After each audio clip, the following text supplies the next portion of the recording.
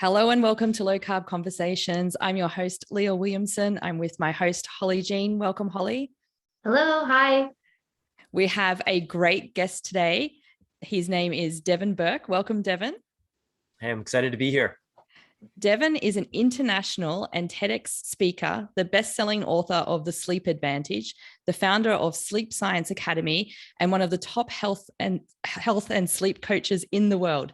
His books, keynotes, programs, and videos have inspired thousands of people to improve their sleep, energy, and life.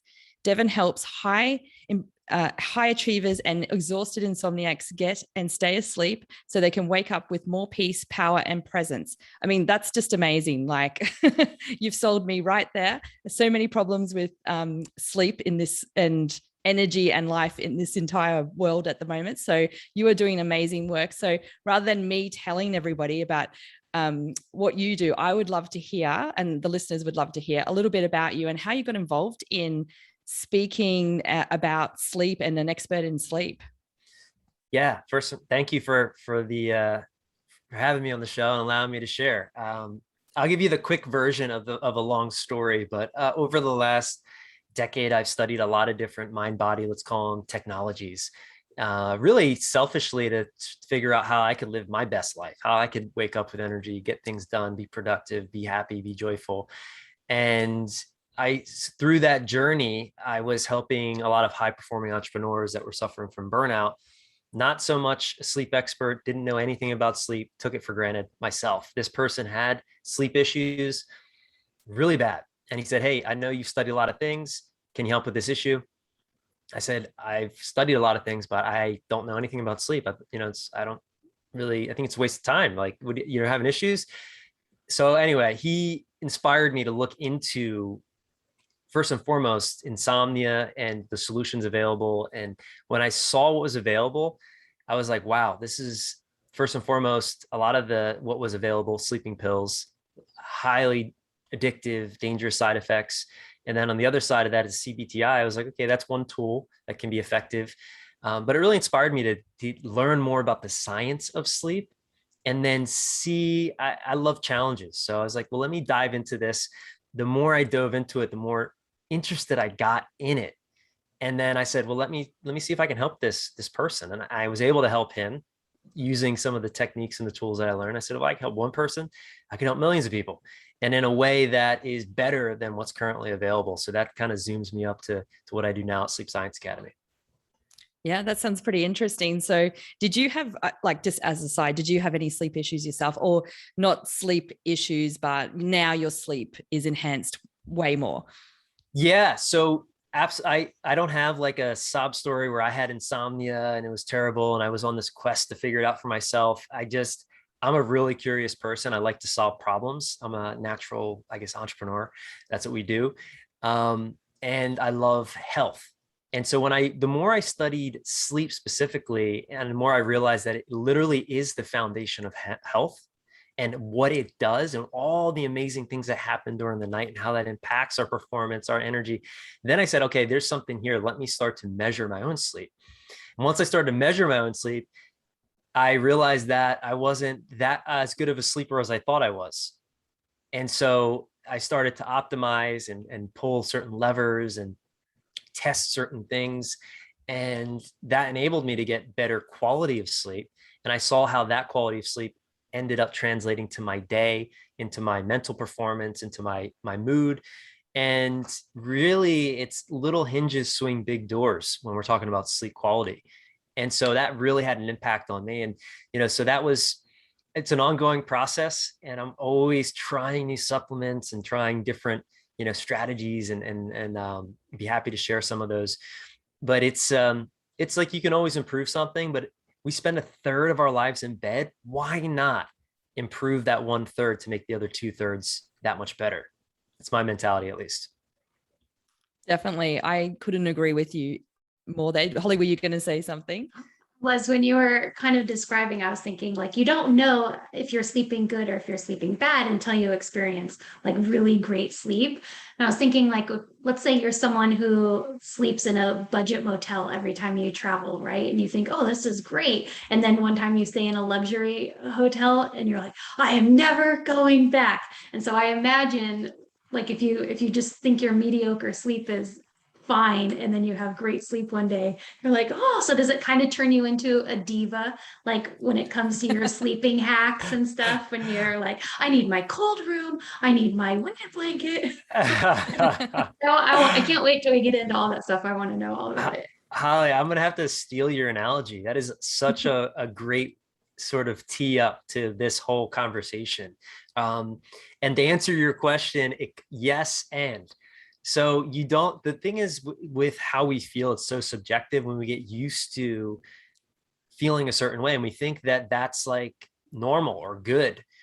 And then when we experience something else, like we go from the budget hotel to the $10,000 massaging mattress that cools and heats up, and you realize, oh my God, what was I thinking when I was sleeping on this budget hotel?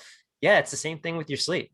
And, so as far as for me, needing all of this, the perfect environment and having, all the special things, I let go of all those things. I can sleep on a rock, and I'd be okay with it, because one of the downsides to thinking that you need a cold, dark room and a $10,000 mattress and all these things, it actually creates pressure and anxiety around sleep, which ends up doing the opposite of getting good quality sleep, because you have all these expectations and things need to be perfect. And then that creates more unnecessary pressure and stress, which actually does the opposite for your sleep. It doesn't allow you to get deeper delta or REM sleep. So I'm relaxed about it, but trust me, I love sleeping in an optimized bedroom. In my house, for sure, it's optimized. But elsewhere, it's like I could sleep on a couch, I'd be fine. Yeah. Us mums always talking about sleep vacation. So like instead of just going away for like a weekend of drinking and partying or whatever it is, it's like, let's just book into a hotel and go to sleep.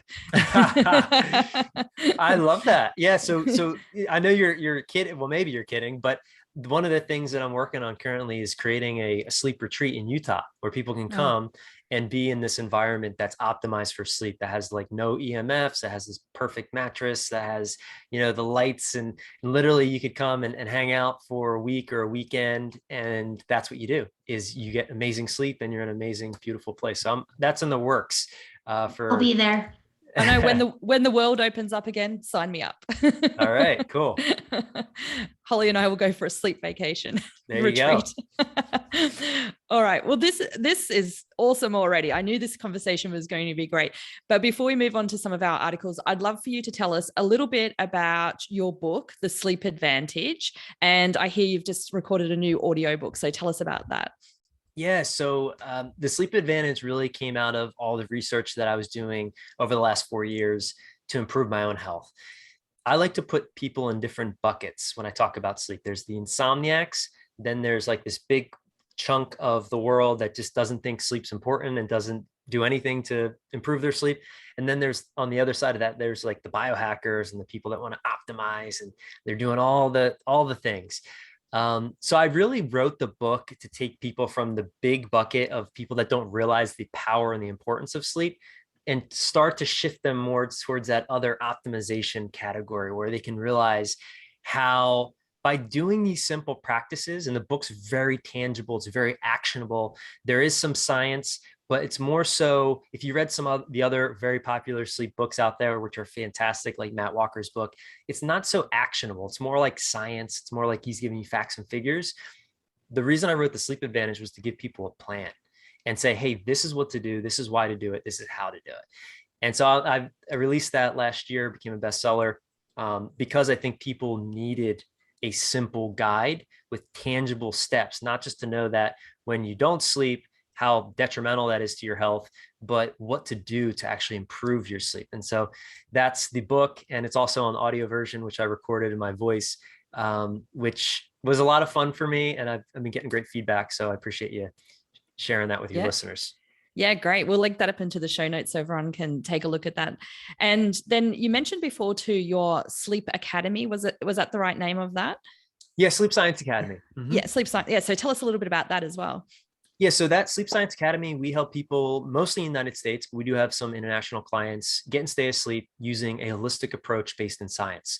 So over a period of 8 weeks, we help people successfully reset their sleep systems, end the bed dread, and allow them to get natural sleep without the need for Ambien or Lunesta or all these drugs, alcohol, or even sleep hygiene for that matter. We teach people, we give people the mindset tools, the support, and leverage technology to give people what they need to restore their natural ability to sleep. So that's what we do at Sleep Science Academy. Oh, awesome. Well, I'll link that up into the show notes as well. And now moving on to the articles, Holly's got the first one. And I think we're going to talk a little bit more about boosting that sleep quality and get into some more of your hacks here. Yeah, I like that bed dread. Okay, this first article, it is from Real Simple Magazine, and this is from their latest edition in August. And the title of it is How Well You Sleep Matters More Than How Much You Sleep. Here's how to boost your sleep quality. This article, a quick summary, discusses the recommended number of hours to sleep per night, whether quality or quantity is most important, suggesting that both are important and why. And it walks us through kind of understanding the sleep stages, why we need both REM sleep as well as NREM sleep, and suggestions for sleep improvement. Before we get into this article, Devin, I'm wondering, is 8 still the magic number of hours recommended of sleep per night? And where did that come from? Yeah, so to answer the question, no. Everyone's sleep needs are unique. So some people can do fantastic with 7 hours. Some people need a little bit more than 8 hours. And it also depends on where you are in your life, your lifestyle. Are you an athlete? Are you 70-year-old male or female? Are you a 16-year-old child or like teenager that's an athlete, or maybe not, maybe a bookworm? So depending on your lifestyle, how old you are, how much stress your job and sort of stress you put yourself through, all dictates how much sleep you're going to need on top of your unique chronotype, your unique chronobiology. So we all have this, night owl and morning lark is kind of the more common term that people are familiar with. But that's our sleep genetics. And sometimes we're prone to need, to want to go to sleep a little bit later and need less sleep. And some people are just, they do better with more sleep. So there's a lot of factors. 8 hours, I think, definitely is a myth. But it's, between 7 to 8 hours generally for most healthy adults is what's necessary.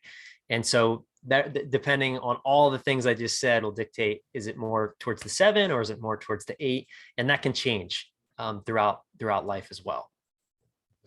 Okay, so a lot of our listeners are from the paleo, keto, primal circle. So when you say that we have unique chronotypes and sleep cycles, and some people are night owls, some people are early birds, but I think in this circle, we kind of have this idea that we're meant to go to sleep with the sun and rise with the sun. So do you think that is accurate throughout human evolution, or do you think that we are still kind of wired that way and have just adjusted to modern living, or maybe we've never really been modern or wired that way? No, that's a great question.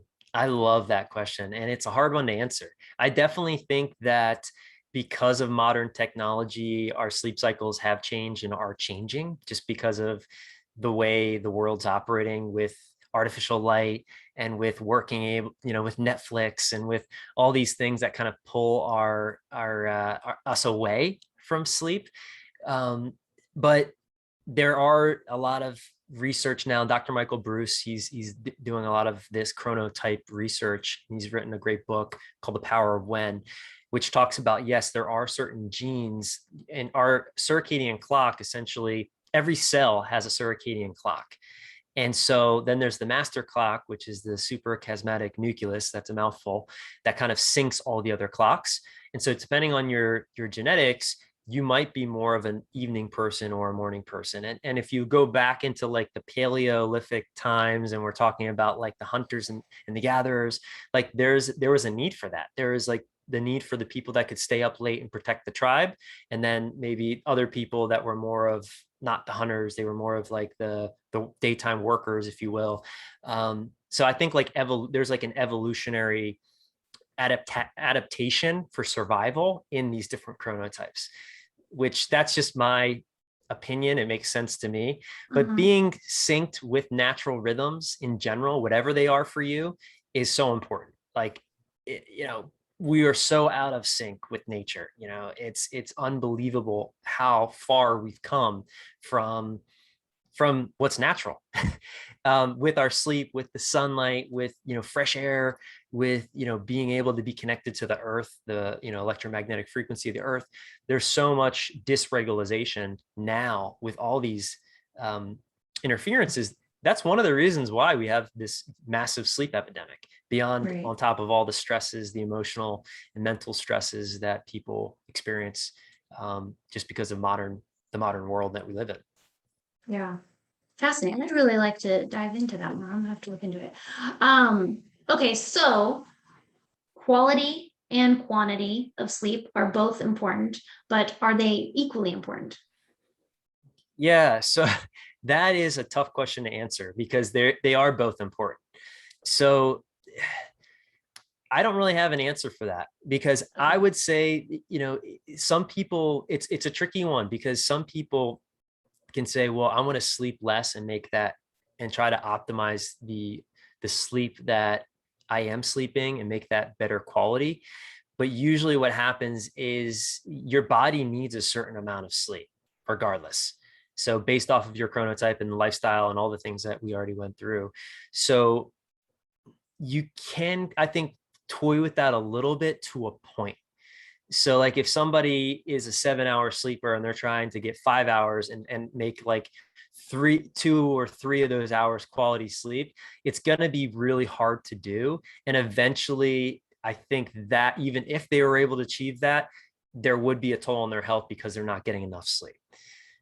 Does that make sense? Yeah, it does. I mean, and all of it makes sense, is that there's not really a black or white or a yes or no answer. There is a lot of gray area because we have to take into account bio-individuality. Absolutely. That's a great word. I love that. It's so true. So I think focusing on both is important. Like stage one is figuring out, well, how much sleep is enough for me? And then looking at, well, how much of that sleep is actually quality sleep is phase two, where you're looking at, well, okay, I'm getting 7 hours. I'm a 7-hour person, but that presupposes that you're measuring it, because we can't manage what we don't measure, and we can't master what we don't manage. And so if we're measuring our sleep, then we can see, okay, I'm getting 7 hours, but wow, 20% of my total sleep time is not deep sleep. It's actually that I'm out of KPI there. So what can I do? All right, I cannot maybe eat as late in the night, because we get most of our deep sleep in the first quarter of the night. And then you can start to kind of pull these levers and see about maximizing the quality of sleep within the quantity. Okay. You mentioned a couple things that I want to go back to. One was, you mentioned how sleep would affect our health. So I want to know about what are some things that can go wrong with our health. And then, just so I don't forget, well, darn it, I think I already forgot. All right, let's just go with that one. Well, one of the things is actually memory loss. And so, oh gosh, it's obvious. I haven't been sleeping this week. You teed that up really nice for me. Yeah, so there's a lot of science around what a lack of sleep and quality sleep does for our cognitive performance and our memory. And you don't need to be a rocket scientist or read an article to know that when you don't get good sleep, your brain is just a little bit slower. And we can see this specifically in auto accidents. So, Matt Walker talks about this in his book about daytime savings. When we lose that hour of sleep, there's the most car accidents and heart attacks the day before. And the reason is because sleep is that important to our mental function, our ability to concentrate, to stay focused, to stay present, as well as our reaction time as well as just our general hormone health. So that's one of the things that goes array when we're not getting enough quality sleep or enough sleep, is that our hormones get out of sync. So ghrelin and leptin are the hunger signaling hormone and the full signaling hormone. Those get out of sync. So you crave fat and sugar like crazy. You overeat, and your cortisol's higher. So you're storing that as fat on your body. So from a physical standpoint to a mental standpoint to a longevity standpoint, the telomeres shorten. There's so many areas that are impacted when we don't get consistent, good sleep. Yeah, that was a good summary. I actually been thinking about this week because I haven't been sleeping, as I mentioned. But when I was young and used to go out and party and close the bars down, and the next day I would feel like crap, I always thought it was because, well, I was out drinking all night. Of course I didn't feel good. Now I'm not out drinking all night, but if I'm not getting sleep the next day, I feel hungover. Like my chest hurts, my head hurts, my body aches. I can't think. I want to eat all the food. So yeah, it's and emotionally you're more irritable, you're more on edge, you make poor decisions. And it's not good. I talk to people literally all over the country every day that have that a lack of sleep is destroying their lives, either their financial health, their physical health, their relational health. Because sleep does impact all these areas, because it's a trickle effect. And when you're not sleeping, you're more stressed. And so sleep and stress are bi-directionally linked, meaning the less sleep you get, the more stressed you are, the less sleep you get. So it becomes this vicious cycle. I call it the zombie cycle, or the insomniac paradox, which then keeps the people, on this Ferris wheel of not feeling good, and until they're able to get off of it. all right. I'm gonna pass it to Leah so I don't hog the whole show. Let's see if we can make up for sleep this weekend, Leah. I'm just enjoying listening to all of this. But I do have an article here which is called why it's a good why it's a good idea to sleep on the weekend. Here, I'm fatigued as well because I haven't had enough sleep.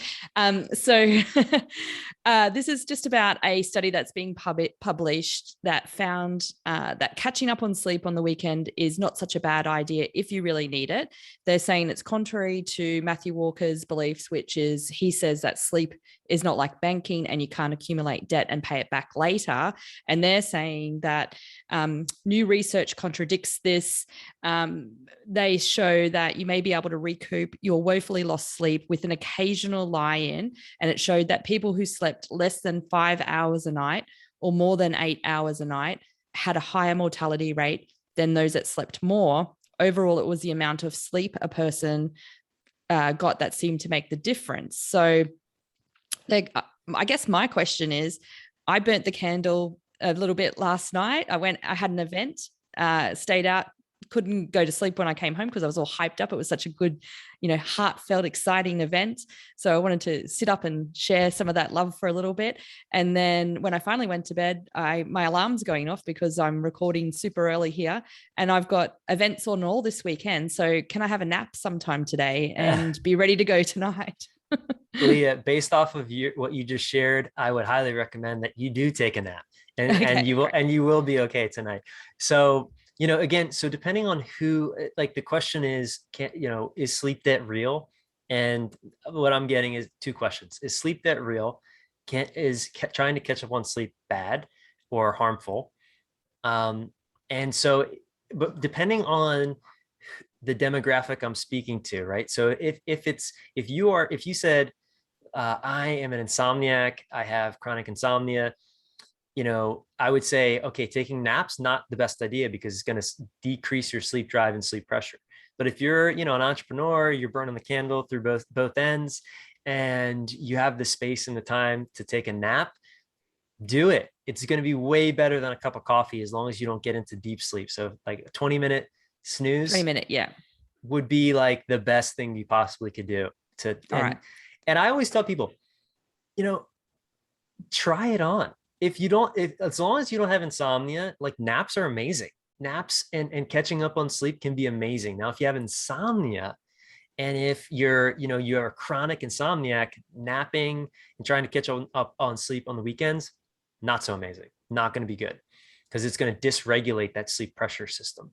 And then it becomes a real problem. So I would say, depending on who I'm speaking to, is going to dictate, what piece of information would be most useful for that person. Yeah, that makes sense. I might just borrow you to tell my children to let me have a little nap later on as well, because they don't normally let me nap. But no, it definitely makes sense. So my husband's always had sleep problems, and he takes a nap every single day. And I said to him, if you took that nap out and tried to kind of reset your cycle again, you'd be fine. You wouldn't rely on that nap at lunchtime every single day. Is that am I down the right track telling him that? I think you are.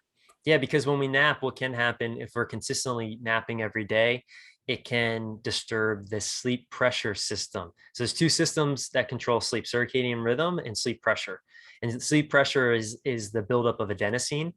And so when we're napping, we're essentially releasing some of that pressure, and then some of that adenosine is getting cleared out, and it's not building up enough to create the sleepiness so that then we can sleep throughout the entire night. So it can be, yeah, I would say, if you're listening to this, husband, stop taking naps.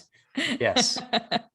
Good. Yeah. Can give him some more jobs now instead of napping. No, just kidding. But seriously though, like, I don't normally take a nap during the day because I know that it would be harder for me to get to sleep at nighttime. And then you get in that cycle. So it's like, I napped, now I go to bed later, now I'm tired again, so I take another nap. So it kind of goes into that cycle. So for me, I prefer just to keep going, have one day of less sleep, and then just sleep a little bit longer into the next night if that's possible. So depending on what time you nap too is going to be a big factor there. If you're napping too late into the day, then not a good idea. If you're napping like earlier on in the day, like after 1 p.m., like when you naturally have that body temperature dip and you sort of get tired after lunch, that's not just because of the food you ate, that's also because of the natural body temperature starts to dip. And our body temperature needs to drop between 2 to 3 degrees Fahrenheit in order to induce sleep. And we get this natural dip. That's why we, in most countries around the world, take a siesta. That's why. It's like biologically our body's saying, yeah, wind down, chill out, take a rest. That's a great time to take a nap. 4 o'clock in the afternoon or 5 o'clock in the afternoon, not so good to take a nap if you plan on being in bed by 10 o'clock. Holly loves a good nap. I am the queen of naps. And this is right in my nap time. I like to nap right around 2 to 2:30. And my cat knows when it's nap time. He lets me know, Mama, it's time for our nap. Nap queen. I like that. You should have a shirt that says Nap Queen. Should. That's a cool title. I used to say, I'm not excellent at many things, but I am excellent at sleeping. That's a great thing to be excellent at. I think a lot of people listening to this are probably very jealous. What about this week? This week doesn't count. What about if I decide not to take a nap, but at that normal time when my energy is kind of like feeling like it needs a rest, at that dip you were just talking about, if I just sat and meditated, or if I just sat and rested, would that be equivalent? I'm a yoga teacher too, and there's this saying is like, when you do restorative yoga, it's like equivalent to having a night's sleep. Can you make up sleep through other methods like that? Yeah, so there is some interesting research about people that are able to drop into different brainwave states using meditation techniques. Most people don't have the skills to do that. The meditation skills, like that's like monks that have been, meditate all day and have been doing it for like decades. But yeah, so you can put your brain in a certain sort of restorative state that kind of mimics sleep while you're still conscious. And there are certain techniques in meditation I know that allow people to actually need less sleep because of that process. So, depending on, I think, the type of meditation and how skilled you are at it and all that, I think will dictate whether or not that would be possible for you. And I agree. And most people probably can't get into that state. What about just having that parasympathetic time, like, tapping into that part of the nervous system and just resting, being without distraction? Can that drop us into, is it more the relaxation that's happening there rather than, being equivalent to sleep kind of thing? Yeah. I mean, it's definitely beneficial either way, but I don't think it gets better than sleep. Yeah. Nothing Like, can beat that sleep. no, like it's just another level when you're sleeping, your body's like pretty much shut down. Even if you're just in the parasympathetic, whether it's you're just like meditating or relaxing, or doing something low stim, it's still I it's good. But if we're talking good, better, best, I would say sleep best. That would be like good.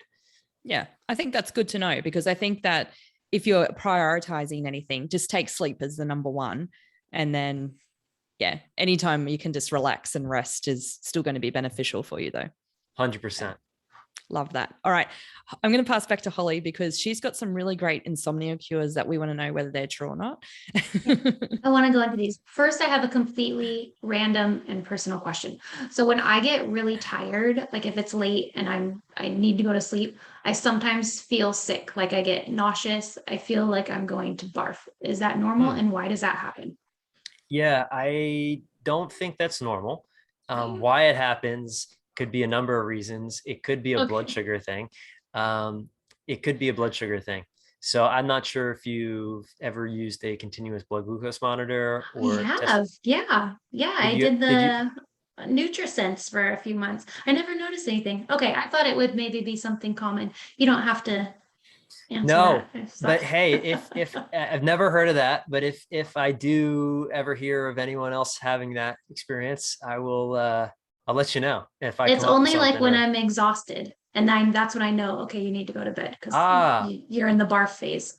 Yeah, you know what? That is so when you are exhausted, yeah, absolutely. It's almost like you're I think it does have to do with blood sugar. Like if you're totally spent, like let's say you're a extrovert and you go to this big live event and you're talking to people and there's music and there's all these lights and everything's going on and you're like all hyped up and excited about things, and that's like over a really long period of time, and then you're trying to, you like can push past that point of like now your body's telling you, hey, you need to slow down. I'm going to make you feel sick. I'm going to do the body's incredible, it has its own intelligence. It'll do things to make us slow down. It's constantly speaking to us. That could be like your body just saying, giving you the signal like you're at your threshold, like you need to chill out. You need to shut it down. Yeah. That could be it. Again, I have no idea. I'm just giving That's you what I some chalk it thoughts. up to, is that's my body going, okay, you're done. And it's time to go home. So Yeah, makes sense to me. okay. All right. Let's get back to business here. All right. This last article, this is a fun one. It is called My Deep Sleep Quest. I tried 11 popular insomnia cures. Do any of them work? This is the story of a journalist. She's trying to figure out how to sleep the best, trying all sorts of different tricks.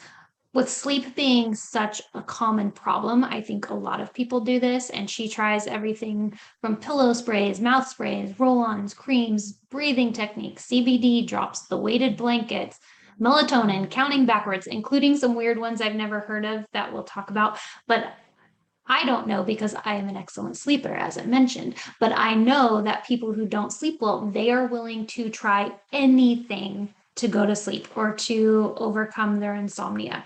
So, where do you suggest people start when trying to find the magic key to a night's rest? And let's go over some of these things that like might actually work. Yeah. So one of the big things that just everyone listening to this needs to know is sleep's a natural biological process that happens when you allow it to happen or when you remove the barriers to it happening. So oftentimes people get caught in this, what I call this paradox of trying to force or control sleep. And sleep's not something you can force or control. And trying to do so, you're actually going to create more anxiety and pressure around it, which is going to lead to more of what you don't want. And so try like again, you cannot force sleep. You can't like will sleep. It does doing that. And these are when you use the sprays and the pillows and all this whole article of all these things this poor journalist has tried. She is trying to control something that you cannot control. And in doing so, this is why she's stuck. And in the bottom of the article, she actually says the most insightful thing, which is let me see. She says the best medicine I fear may be acceptance. The way she phrases this the best medicine is acceptance. The way she phrases it, I think she could have, it's more about like, sounds like she's talking about resignation, not acceptance, but acceptance is actually a key to getting out of this paradox, is actually not having expectations around what will happen during the night. And so what happens is people have these expectations, oh, I'm going to do this and that's going to make me sleep. And when it doesn't work, it reinforces a false belief that they're broken and they're not going to be able to sleep. And then they try something else and it reinforces that belief. And now all of a sudden, now they think that they're going to have to live with insomnia the rest of their life, and they don't.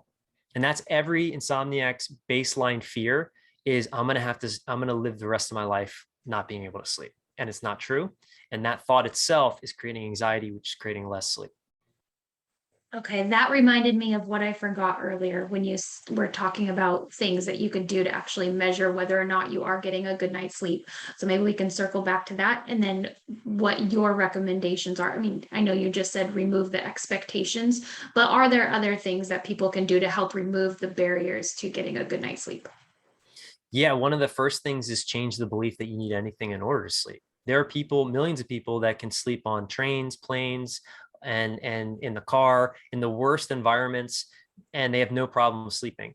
But somehow we come up with a belief that we need the perfect environment. We need this, essential oil. We need a hot shower. We need to, pray and do this mantra. We need acupuncture. We need this, we need that. All that can be helpful to increase sleep quality, but believing that you need any of that in order to sleep is a false belief that keeps people stuck. Yeah, that makes sense. Like I'm all about like having the sleep routine or doing things at night to relax and get your body ready for sleep. But I never really understood that being dependent upon like certain circumstances or situations and having everything just right. But I'm also not a type A personality, so. Yeah, if you can release your expectations and just accept whatever the night brings, whether it's a great night of sleep or it's a challenging night of sleep, your body's going to be in the best position to actually sleep. And that's what people don't realize. They try to force it or control it, or they resist. Like there's a saying we say a lot in Sleep Science Academy, what you resist persists. And so people resist the, uncomfortable feelings that sometimes come along with not sleeping. And that creates more uncomfortable feelings, which creates more of what they don't want. So there's a lot to be said about just releasing expectations around sleep and releasing pressure and really challenging the stories about what you have. You see, this is where I teach something, it's called the 3P patterns. There's perfectionism, problem solver, and pedestal patterns. Most of the people in Sleep Science Academy that we serve have all three of these patterns. Perfectionism is like this woman that tried all these different things. She's trying to perfect her sleep. She's trying to solve it. She's also in problem solver pattern. She's trying to solve it like it's a problem. Sleep is not a problem. Sleep is a result. It's not a problem. And so the pedestal pattern is people put it on a pedestal. This is the tricky one because, like people like Matt Walker and all this science, it's like, yes, when we get great sleep, we have better energy. We're more focused. Our health is better. But by putting it on a pedestal, it creates this expectation that if I don't sleep, then like my body's falling apart, my memory's falling apart. And then that creates what? Anxiety and stress. Anxiety and stress creates less sleep. So identifying the 3P patterns and really working through those patterns can transform somebody that's tried everything and still can't sleep. Usually that's what they're missing. They're missing how to change their relationship to sleep. That was gold right there. Thank you for coming to Devin's TED Talk. Although you've done a TED Talk. Was that what it was on? I have to listen to it. That was so good. All right. I want to know about lettuce water. Oh, go ahead, Mia. Sorry, I was just going to say something there. I love what you just said, Devin. And when my children have trouble sleeping, I'm like the tough love master. They'll be like, Mom, I can't sleep. I don't want to go to sleep. I'm like, that's rubbish. Just go in there and lay down and stop fussing about it. My daughter will be like, oh, can I have the oil burn? I'm like, no, just go in there, close your eyes, you'll get to sleep. And within 5 minutes, they're asleep. So I love that. I'm doing the right thing. You are. Keep it up, Leah. My son does the same thing. He'll be up going, I can't sleep. I can't do this. And it's like, well, 1, let's start by getting in bed. And 2, close your eyes. Let's see what happens. We'll start there. Yeah, you don't want to train your kids to feel like they need anything in order to sleep because they don't. I love it. Okay, let's circle back. So there is a trend on TikTok going around to help people sleep that is lettuce water. Have you heard of this? What is it? Is it up there with celery juice? I don't even know. Honestly, I haven't heard of that, and I know nothing about lettuce water, but I can assure you that if that is the holy grail to a great night's sleep, I think a lot more people would be drinking lettuce water.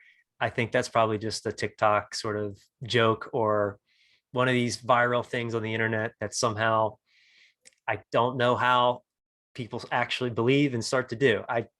That one is new to me. That is It definitely out sounds there. disgusting. Yeah, I I, don't I agree with you. I don't recommend lettuce water. No, that's not in the recommendation list here. And aren't they taking like the oil from it or something, like something weird? But lettuce doesn't even, lettuce seed oil. That's what it is, I think. Oh yeah. It's like, yeah, like who would even think of that? Yeah, It's not a thing, guys.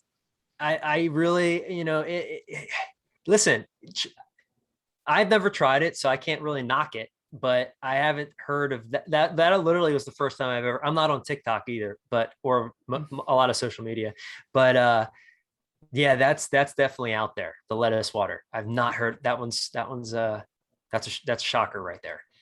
Well, if any of our listeners are struggling with sleep and they want to give that one a try, let us know how it goes. Let us know. Let us know. Yeah, let us know. I've heard of banana tea. Banana tea, that one actually Did can that help. one recently. Okay. Yeah, boiling the banana peels because it releases, natural melatonin, and banana tea, I mean, tastes much better than I think warm lettuce water.